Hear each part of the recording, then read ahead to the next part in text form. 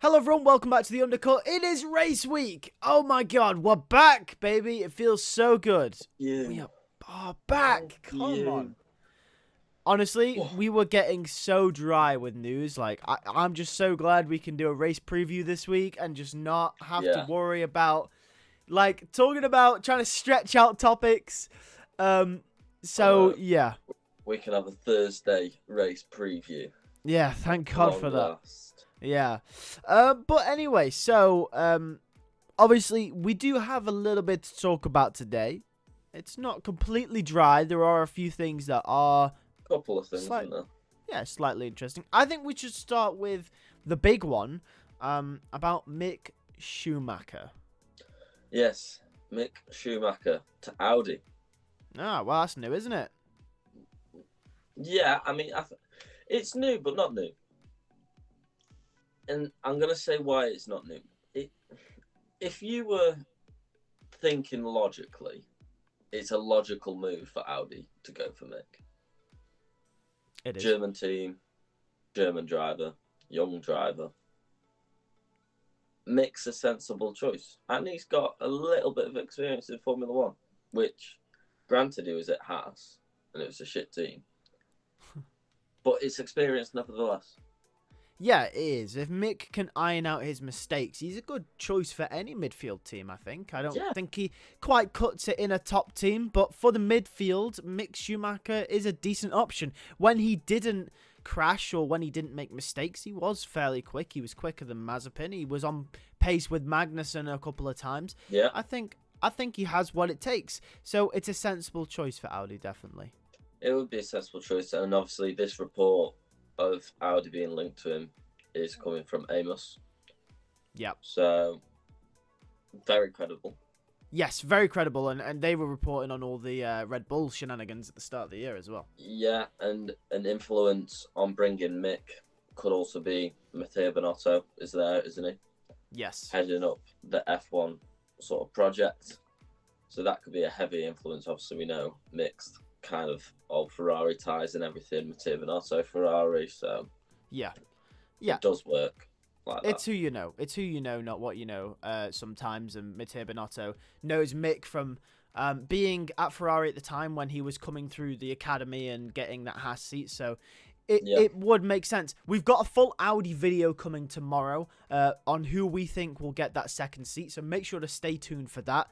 We will be discussing more Mick Schumacher over there, but also other drivers as well that we maybe haven't mentioned. So keep your eye out for that. But Mick Schumacher to Audi could happen. That's the recent news that we've got on that. One other thing that I think we'll move on to now. Let's move back onto Red Bull. So we talk about Red Bull every friggin' week, don't we? Always with Red Bull. Always with Red Bull. It never stops.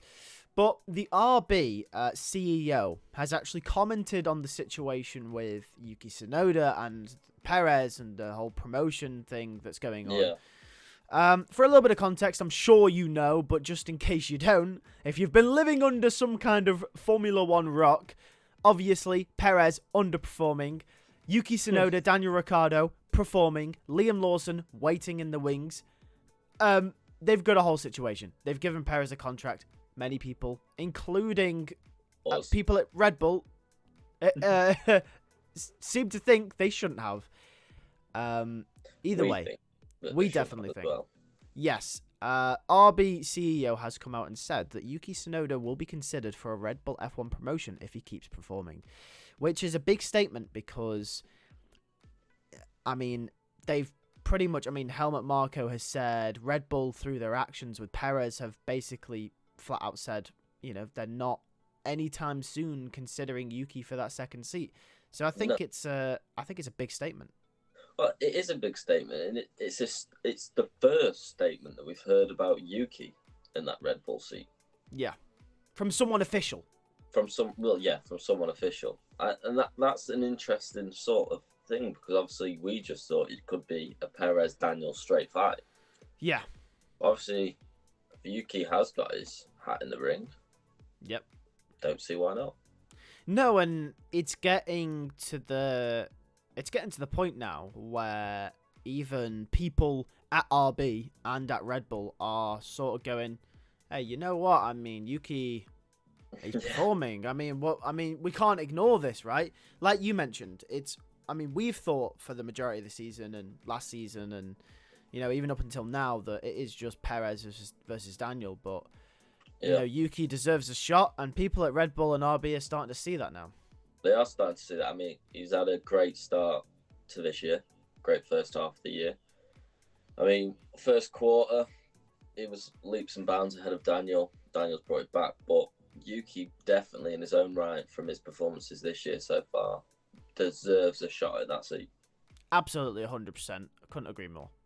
Yeah. So that's interesting. But staying on Red Bull, because Red Bull feeding us news, right? It is. We're loving Red Bull. They're keeping the content going. It's not actually from Red Bull themselves. It's just about Red Bull. So this is from Gabriel Bortoleto, who is an F2 driver, interestingly enough. He commented on the Perez situation, actually. And I thought this was very direct, very honest of him. He said, I think Perez will be out next year. Jesus Christ. That's savage, man. Bro, man's in F2 saying, yeah, Perez. Nope. He's got the confidence already. He's ready for that Formula One seat. He's ready. I mean, if you're, I guess if you're an F2 driver, right? You're all for F1 drivers losing their seats because that means more opportunities for you, potentially. Not that Bortoleto would get the Red Bull seat, but no, and he's not even going to get the RB seat either.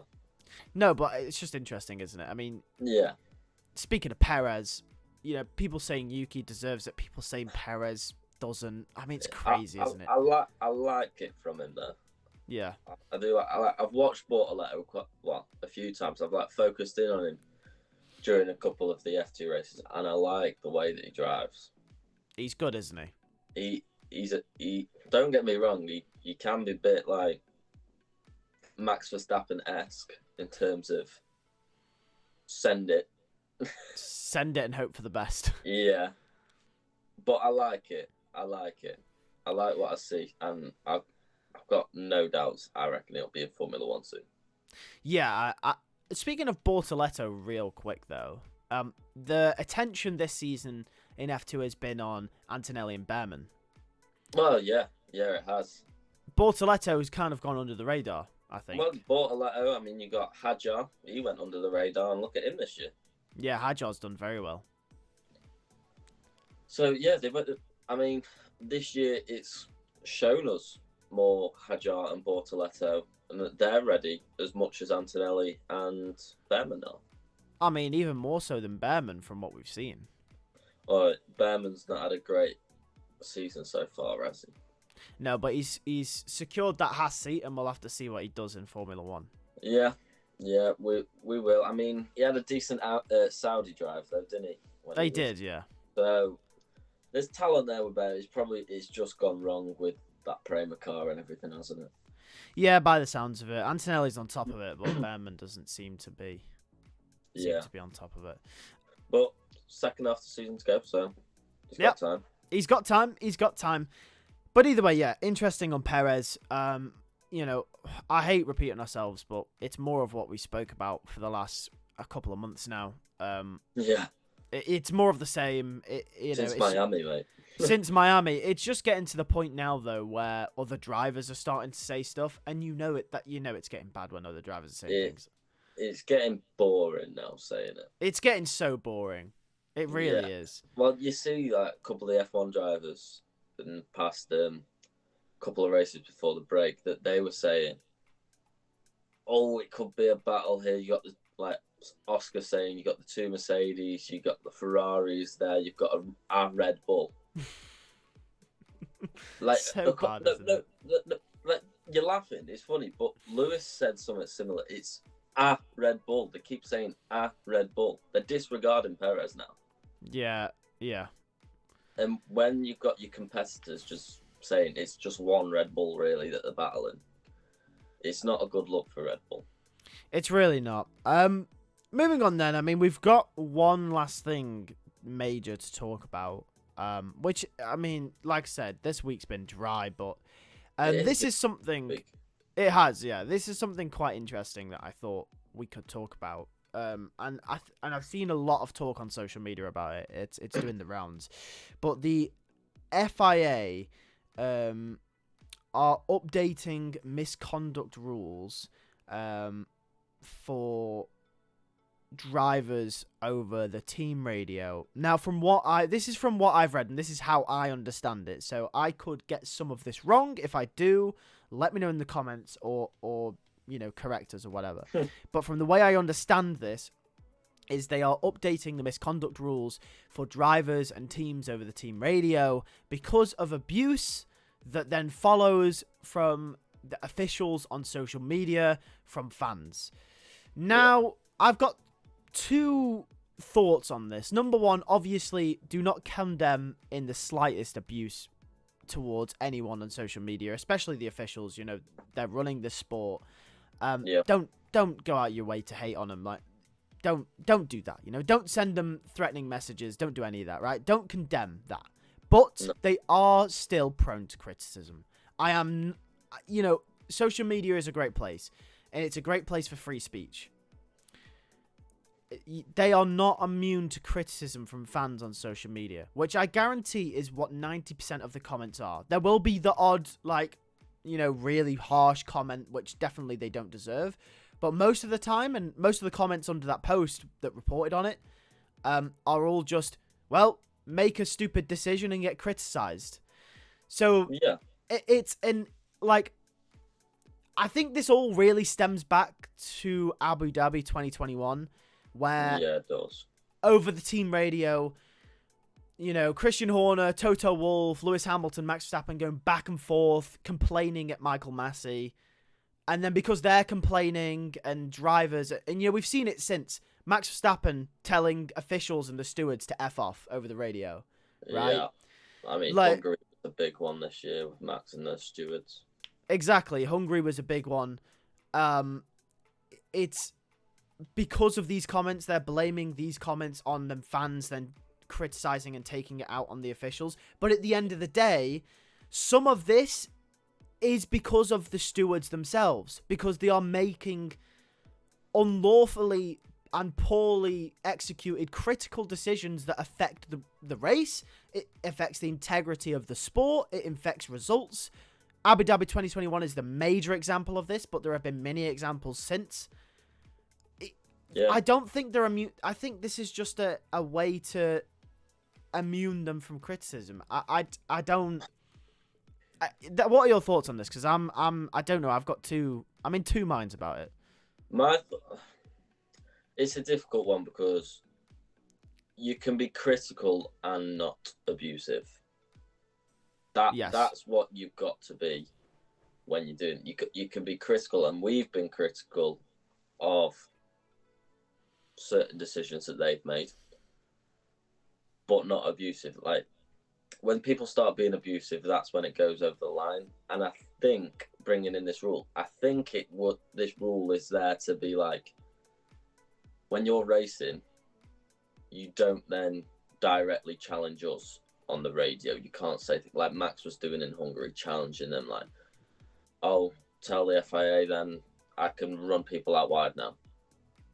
You can't be like saying that on the radio anymore. Mm-hmm. You can't directly challenge them on radios. It has to be in-house challenging from the team, so it's not public knowledge. Yeah, so it doesn't incentivize fans to go and publicly slander the FIA. I think that's what this rule is to keep the team and the FIA's arguments or things that they don't agree on in-house instead of making it all fully public knowledge now. So you won't be hearing drivers on radios criticising the FIA for decisions that they've made, for penalties that they're giving, for not giving, for crashes. I think that's the thing that they're trying to stomp out, because that's the thing that will fuel fans. Like, if Max Verstappen starts criticising the FIA for something, Red Bull fans and Max Verstappen fans are going to then hurl criticism, or even if they go over the top, and it will start being abuse at the FIA. Yeah, and this is why I'm in two minds, because obviously abuse is over the line, as you mentioned. It's not right. And even some of the drivers, like even Max Verstappen, has been harsh on the radio, and some of the things he said definitely shouldn't stand. But I think at the same time, this doesn't allow. It will stomp out the abuse. It will definitely. It will definitely bring it down, but it also gets rid of. It kind of gives them immunity. Like I feel as though if the fans aren't aware of a decision they made and why, it can go two ways. Either they're not going to get criticized for it, called out on it, and things won't change, or fans will get even more annoyed because they're not getting explained why a certain decision is made. No. I think what they're doing is making it so in race situations they can't be called out, because I've got so much going on in race situations. If they're called out, they've only got the driver's perspective there straight away. Yeah. I think what they're doing, they want to keep it in-house, explain the situation to the team, and the team vice versa to them. And then I reckon after the races, we might get an explanation as to what's happened from the team or from the FIA. And it's not going to be driver, straight opinion. And because that's the first thing that the fans will listen to is driver opinion. I think what they want to do is cut out the driver opinion and leave it to team and FIA opinion. And then the fans will know what's gone on after the races instead of during the races. In an ideal situation, that'd be great. It's just a lot of fans are seeing this as the FIA are trying to rule out the criticism they've been given, because over the last few years they've been given a lot. No, yeah, I can see that they're trying to block it out from them, but they've got. I think they do have to block out the in-race criticism, because you're only ever going to get one opinion during a race, and that's a driver's opinion. Yeah, you are right. It's true. The first thing people hear is the drivers. We will ever hear, maybe the driver's radio engineer as well, but they're the only opinions we will hear throughout the race, and not the team, not the others behind the scenes, not the FIAs. We're not going to hear any of that until after. And by that time, it's too late, because we've already formed our own opinions from the drivers' opinions that we like. Yeah, yeah.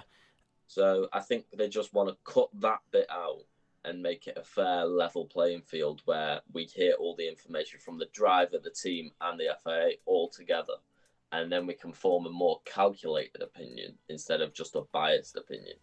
What could be great as well is they did this during the Euros. Whenever a VAR decision would be made, they'd put up the reason why on the screen when the match was going on. Now, before that was... you can't do that in Formula 1. No, but before that was a thing, if you were to attend a match, sometimes when a VAR decision would be made, you'd have no idea why. It's only if you're watching it on the telly, you can sort of know why. And even then, sometimes you had no idea because no one did explain it, but you'd have like a commentator's sort of input, professional input, right?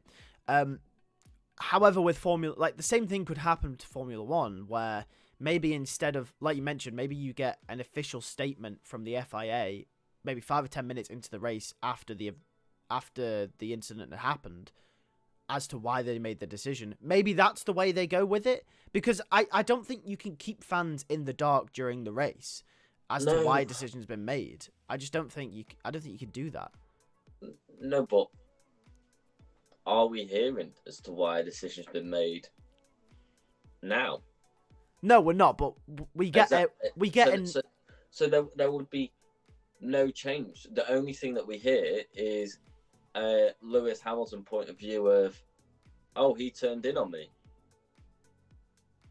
Yeah. Or so the other driver who's come together, oh, he didn't leave me room. That's the only opinion we hear. We never hear anything anyway. So changing that. And you got to think though, the FIA in the office as well, everyone's working consistently during the race. At what point do they have time 10 minutes later when something else could be fucking going on? Put out a statement. Well, they'll get another guy to do that. Obviously, they have that. I don't think that's the problem. But so in the situation that you just mentioned, is the reason why is that would be useful is because, like you mentioned, the only opinions that we hear are the drivers' opinions.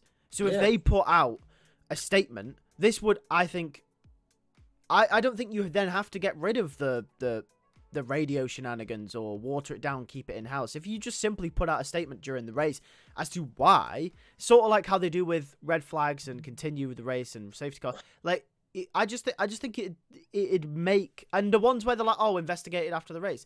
If they just do that and explain why, like they do with penalties, like I think it'd be, just give a little explanation, like, okay, Max Verstappen has a 10-second penalty.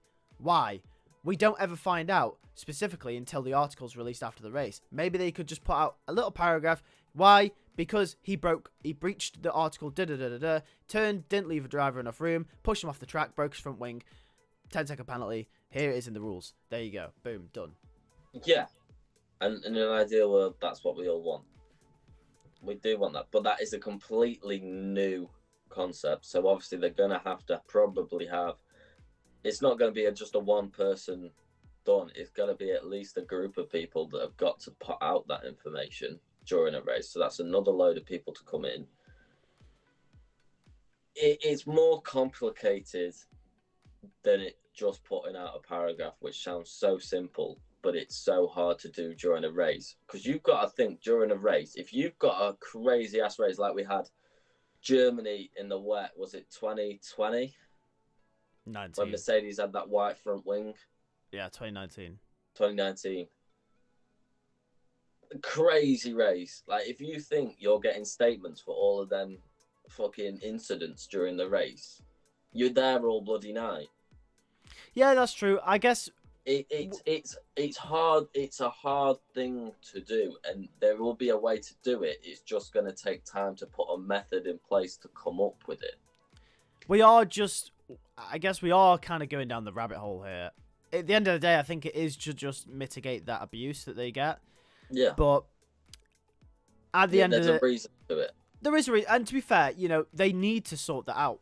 But the thing is like, they are also stopping, it seems like, criticism towards them, because a lot of it is criticism towards them for the right reasons. The abuse obviously isn't right, but I just feel like they're telling drivers, nope, can't criticize the FIA. Yeah, no, I get that. I get that, and I don't know. Maybe it's also down to TV. Maybe, yeah, that broadcasting could be as well. Yep. There's many variables, and I think they want to stop their own abuse. Yeah, they may be trying to just make it so they don't get the blame. There's very many circumstances, and we'll see how it goes. Yeah, we will. Apart from that, do we have any other news this week? Keeping on the FIA, still changing things. They have amended 2 regulations for this second part of the season. And what are they?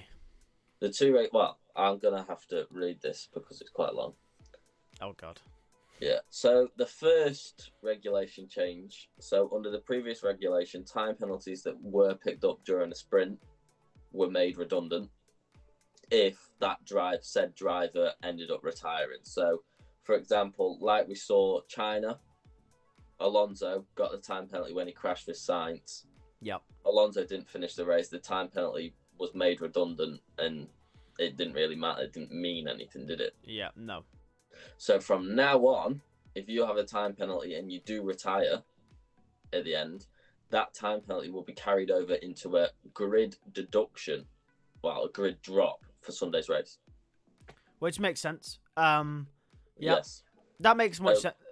That it's nice to see that things that happen in sprint, you can't just then retire and be made redundant. It will carry over, so you will be punished for something that you do in a sprint. I know obviously the sprint doesn't affect the running order on Sunday anymore, but just play devil's advocate, like for example, when it used to, You could literally just bin off someone into turn 1, gain a place, and then not have a penalty on Sunday. So, obviously that wouldn't happen now because we have 2 different qualifying sessions. But in the same vein, if you bin someone off, completely wreck their car, and let's say it's a new part that they had, like a new chassis or something for the race, and they have to go back to the old chassis because, you know, you've binned them off, they're going to have the whole weekend screwed over because of it. And you're just going to not, you know, if you retire as well, you're just going to get away with it. So, and if that's your direct competitor, you have now gained an advantage for doing so. So it makes sense. There are many different variables. There are many different situations this could apply to. But overall, I think this is a positive change, and I'm glad they've done it. Yeah, that's a great change. And then the second rule change is a driver's car which stops anywhere other than the pit lane during a qualifying or a sprint qualifying, and they have to receive physical assistance on the track for whatever reason, they will no longer be permitted to compete in any further session. So we saw that happening in China with Carlos after he crashed. Yep. Obviously, he received physical assistance during qualifying, was able to get then the car all the way around to the pit lane, and he was able to compete in Q3. Yeah. We will no longer see that now. No. If he receives any form of physical assistance in getting that car going again completely, that's it. Yeah. This one, I'm just a little minor tweak. Yeah, we don't really see this that often. If someone crashes, they're usually out. It's done. Yeah. Anyway. Well, the only one that really sprung to mind straight away there was Carlos's in China. Yeah. Not a qualifying session, but we've seen that before in races. Yeah. For example, was it Germany 2007, Hamilton spun off into turn 1 in the gravel, got marshals to help him back out into the race. Yeah. So stuff like that. Obviously, it doesn't affect the race, but that's just an example of how it would work. I don't really see why. Maybe it's to not endanger the marshals or other people on track, possibly. Well, I think it's 1, not endanger the marshal, and 2, if especially during a qualifying session, if you've got you've made your mistake there, you've binned it, you're giving them another chance. Yeah, but if you haven't broke the car. Well, yeah, if you haven't broke the car, you haven't broke the car. But I mean, that's like saying, oh, if the Monaco barrier was 2 meters wider and you go wide, you would have hit the barrier. Oh, so you should be out. No, I think it's there for if you can't get the car going on your own, it's saying if you can't get back to the pit lane on your own, you can't compete. If the only way that they've got back to the pit lane is because they've been having to be pushed round. Yeah, so if the car isn't fit for a lap, yeah, if the car's not able, you're not able to move the car without it giving it a bump start or giving it a push out of the gravel to get back round to the pit lane, then you weren't going to get round to the pit lane anyway without that help. So that help's now been gone. So you have to make it you can carry on competing if you make it yourself, not if you've been given physical assistance. Yeah, that's essentially what it is. You can carry on if you can do it yourself. That's fair enough. Yeah, minor change. Doesn't stop a driver jumping out in the gravel trap, pushing their own car out, and then getting back in. I'm sure there's a rule that you can't get back in your car. I'm pretty sure that might already be a rule, but I could be wrong. That'd be quite funny. That'd be quite funny, yeah. Yeah, but anyway, that's pretty much it for the podcast this week. Not a lot of news, but a few interesting things that have come out, minor or major. Yeah. But yeah, tomorrow we'll see you for the Audi video where we will take you through some of the drivers that have been shortlisted for the seat and who we think is more likely to get the seat now that Carlos Sainz is confirmed to not be joining the team. Thank you very much for watching. Like and subscribe, and we'll see you tomorrow.